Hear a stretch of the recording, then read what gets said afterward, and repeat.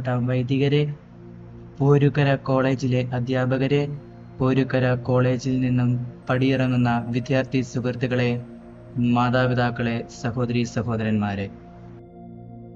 നിങ്ങൾക്ക് കൈകളുണ്ട്, എന്നാൽ എനിക്ക് കൈകളില്ല. നിങ്ങൾക്ക് കാലുകളുണ്ട്, എന്നാൽ എനിക്ക് കാലുകളില്ല.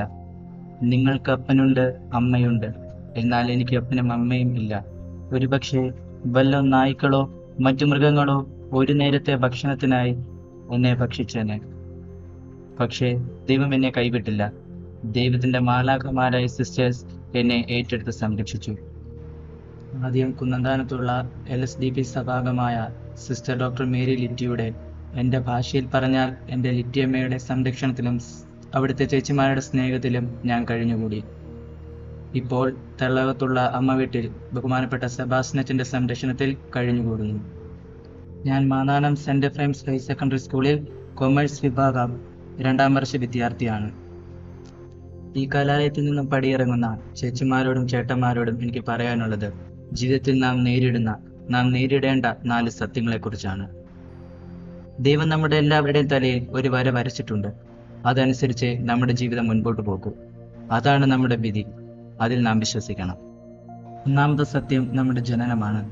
നമ്മൾ ഓരോരുത്തരും ഇന്ന വർഷം, ഇന്ന മാസം, ഇന്ന ദിവസം, ഇന്ന സമയത്ത്, ഇന്ന സ്ഥലത്ത്, ഇന്ന മാതാപിതാക്കളിൽ നിന്ന് ജനിക്കുന്നു അല്ലെങ്കിൽ ജനിച്ചു എന്നുള്ളത് ദൈവനിശ്ചയമാണ്. എന്നെ എന്തുകൊണ്ട് അംബാനിയുടെ മകനായി ജനിപ്പിച്ചില്ല എന്ന് പരാതിപ്പെടുവാൻ നമുക്ക് ആർക്കും അവകാശമില്ല. എന്നെ എന്തുകൊണ്ട് കൈയും കാലും ഇല്ലാത്തവനായി സൃഷ്ടിച്ചു എന്ന് പരാതിപ്പെടുവാൻ എനിക്ക് അവകാശമില്ല. കാരണം ഇതെന്റെ തലവരെയാണ്. ഇത് നാം സ്വീകരിക്കണം. രണ്ടാമത്തെ സത്യം നമ്മുടെ ജീവിതാന്തസ്സാണ്. നമ്മുടെ ജീവിതത്തിൽ നാം എങ്ങനെ ജീവിക്കണം, നമ്മുടെ ജീവിതത്തിൽ നാം എന്ത് ചെയ്ത് ജീവിക്കണം എന്നത് ദൈവനിശ്ചയമാണ്. ഇവിടെ ഇരിക്കുന്ന എല്ലാവരും ഡോക്ടർമാരായ, അല്ലെങ്കിൽ ഇവിടെ ഇരിക്കുന്ന എല്ലാവരും കർഷകരായ, അല്ലെങ്കിൽ ഇവിടെ ഇരിക്കുന്ന എല്ലാവരും അച്ഛന്മാരായ, ഡോക്ടർമാരുടെ പണി ആര് ചെയ്യും? കർഷകരുടെ പണി ആര് ചെയ്യും? സമൂഹത്തിന്റെ ആവശ്യമനുസരിച്ച് ദൈവം ഓരോരുത്തർക്കും ഓരോ ജീവിതാന്തസ്സ് നൽകുന്നു. അത് നാം സ്വീകരിച്ചേ പറ്റൂ. BCAക്കും BComനൊക്കെ പഠിച്ച് നിങ്ങൾ പഠിച്ചതുമായി യാതൊരു ബന്ധവുമില്ലാത്ത ജോലിയിലായിരിക്കും ചിലപ്പോൾ പ്രവേശിക്കുക. അത് ദൈവനിശ്ചയമാണ്. അത് നിങ്ങൾ സ്വീകരിക്കാൻ പറ്റൂ. മൂന്നാമത്തെ സത്യം നമ്മുടെ വിവാഹമാണ്. നമ്മുടെ ജീവിതസഖിയായി ആര് വരും, നാം ആരുടെ കൂടെ ജീവിക്കണം എന്നുള്ളത് ദൈവനിശ്ചയമാണ്. നമ്മൾ എത്ര ബലം പിടിച്ചാലും അവരുമായുള്ള വിവാഹമേ നടക്കൂ. പുരുഷന് ദൈവം ജന്മം നൽകുമ്പോൾ അവന് വേണ്ടിയുള്ള സ്ത്രീയെ ദൈവം എവിടെയെങ്കിലും കരുതിയിരിക്കും.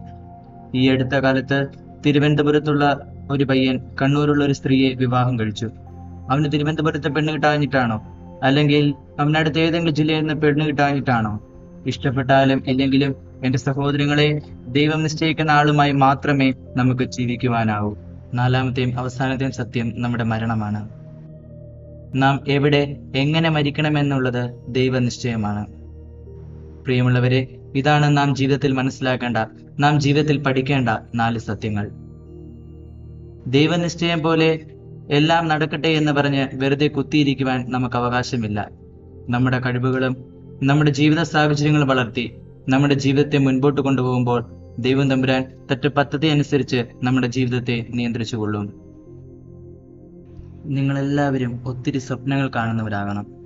നിങ്ങളുടെ ജീവിതത്തിൽ നിങ്ങൾക്ക് ഒരാളെ സഹായിക്കാൻ പറ്റുന്നുണ്ടെങ്കിൽ ഈ പ്രപഞ്ചം മുഴുവൻ നിങ്ങളുടെ സ്വപ്നം, നിങ്ങളുടെ ലക്ഷ്യം സാക്ഷാത്കരിക്കുവാൻ നിങ്ങൾക്ക് വേണ്ടി പണിപ്പെടുമെന്ന് പൗലോ കൊയ്ലോ പറയുന്നുണ്ട്. ഈ കുട്ടനാട്ടിൽ നിന്ന് സ്വപ്നങ്ങൾ കണ്ട് പ്രസിദ്ധനായ ആളാണ് നിങ്ങളുടെ നാട്ടുകാരൻ വിശുദ്ധ ചാവറയച്ചൻ. ഈ കോളേജിന്റെ പേരുകാരനായ പോരുക്കര തോമാച്ചൻ ഈ ചമ്പക്കുളംകാരനാണ്. പ്രസിദ്ധ സാഹിത്യകാരൻ തകഴി ശിവശങ്കരപിള്ള ഈ UP സ്കൂളിൽ പഠിച്ചിട്ടുണ്ട്. അവർക്കൊരു സ്വപ്നമുണ്ടായിരുന്നു. ആ സ്വപ്നങ്ങളുടെ പിന്നാലെ അവർ പോയി. യാതൊരു സൗകര്യങ്ങളോ യാതൊരു സാഹചര്യങ്ങളോ ഇല്ലാതിരുന്ന ഈ കുട്ടനാട്ടിൽ നിന്നും അവർ ലോകപ്രസിദ്ധരായി. ഒന്നിനും നിങ്ങൾ തോറ്റുകൊടുക്കരുത്. ചമ്പക്കുളമല്ല നിങ്ങൾ ഉദ്ദേശിക്കുന്ന ലോകം. കുട്ടനാടല്ല, ആലപ്പുഴ ജില്ലയല്ല, കേരളമല്ല, ഇന്ത്യയല്ല, അതിനപ്പുറത്ത് മറ്റൊരു ലോകം ഉണ്ട് എന്നുള്ള സത്യം നിങ്ങൾ മനസ്സിലാകണം. ഈ ലോകം കടുത്ത മത്സരങ്ങളുടേതാണ്. പിടിച്ചു നിൽക്കണമെങ്കിൽ കടുത്ത മത്സരങ്ങൾ നടത്തിയേ പറ്റൂ.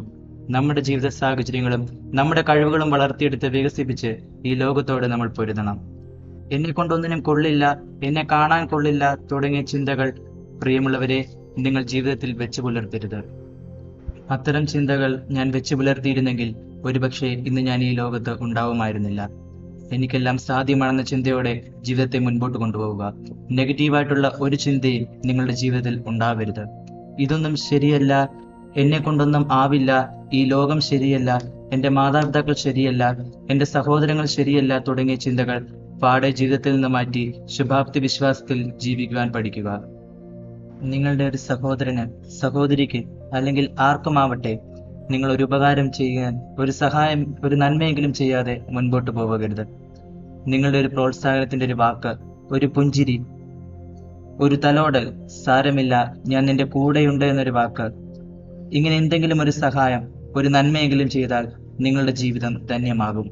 വിശുദ്ധ ചാവറയച്ചൻ പറയുന്നത് പോലെ, നിന്റെ ഒരു ദിവസത്തിൽ ഒരു നന്മ, ഒരു സഹായമെങ്കിലും നീ ചെയ്യുന്നില്ലെങ്കിൽ നിനക്ക് അത്താഴം കഴിക്കുവാൻ അനുവാദമില്ല. മറ്റുള്ളവരുടെ സഹായങ്ങളും മറ്റുള്ളവരുടെ നന്മകളും കൊണ്ടുമാണ് ഞാൻ ജീവിക്കുന്നത്. എന്നെ എന്തിനിങ്ങനെ സൃഷ്ടിച്ചു ദൈവമേ എന്ന് പല നിമിഷങ്ങളിലും ദൈവത്തോട് ചോദിച്ചിട്ടുണ്ട്. എന്നെ സൃഷ്ടിച്ചപ്പോൾ എന്തോ മാനുഫാക്ചറിങ് ഡിഫക്റ്റ് പറ്റി. പക്ഷെ ഞാൻ അതിനെ അംഗീകരിക്കുകയാണ്. കാരണം ഇന്നെന്നെ സഹായിക്കുവാൻ, ഇന്നെന്നെ തീറ്റിപ്പോറ്റുവാൻ, ഇന്നെന്നെ വളർത്തുവാൻ ആ ദൈവം എനിക്ക് എത്രയോ പേരെ തന്നിരിക്കുന്നു.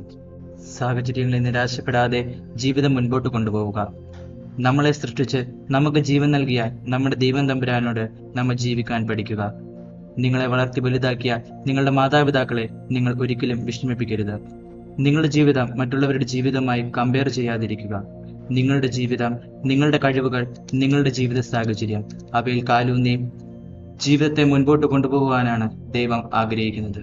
കൂടിയിരിക്കുന്ന എല്ലാവരുടെയും പേരിൽ എൻ്റെ ചേട്ടന്മാരോടും ചേച്ചിമാർക്കും നൂറുമേനി വിജയം ആശംസിക്കുന്നു, പ്രാർത്ഥിക്കുന്നു.